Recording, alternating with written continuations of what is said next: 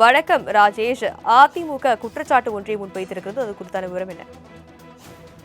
தனலட்சுமி வணக்கம். சென்னை மற்றும் கோயம்புத்தூரில் நடைபெற்ற நகை பணம் கொள்ளை தொடர்பாக அதிமுக சார்பாக தனது எக்ஸ் தளத்தின் வாயிலாக குற்றச்சாட்டு ஒன்றை முன்வைத்திருக்கிறார்கள். அதில் சென்னையில் உள்ள காவல்துறை டிஜிபி அலுவலகத்தின் அருகே கொள்ளை சம்பவம் நடைபெற்றுள்ளதாக செய்திகள் வருகின்றன. அதே போல கோவையில் பெண் ஒருவரிடம் நகை பணம் கொள்ளையடித்த வழக்கில் காவல்துறை டிஎஸ்பியின் மகன் கைது செய்யப்பட்டுள்ளதாக செய்திகள் வருகின்றன. காவல்துறை டிஜிபி அலுவலகம் அருகே துணிந்து கொள்ளையன் கைவரிசை காட்டியிருப்பதும் முதல்வர் காவல்துறையை எந்த லட்சணத்தில் நிர்வாகம் செய்கிறார் என்பதற்கு சாட்சியாக இருக்கிறது. முழு நேரம் டிஜிபி கூட இல்லாத ஒரு காவல்துறை மீது எப்படி குற்றவாளிகளுக்கு பயம் வரும்? வேலியே பயிரை மேய்ந்ததற்கு போல போக்சோ வழக்கு முதல் கொள்ளை வரை காவல்துறையினர் மற்றும் அவர்களை சார்ந்தோரை குற்ற செயல்களில் ஈடுபடுவது அதிகரித்து வருவது காவல்துறை நிர்வாகம் என்பது முற்றிலுமாக சீரழிந்து உள்ளதையே காட்டுகிறது. காரணம், இதை பற்றியெல்லாம் எந்த கவலையும் இல்லாத வெற்று முதல்வராக மு.க.ஸ்டாலின் இருக்கிறார்.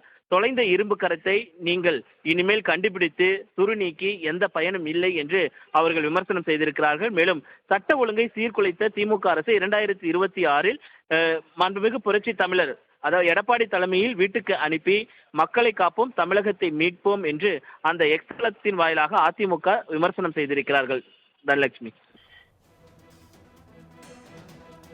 விவரங்களுக்கு நன்றி ராஜேஷ்.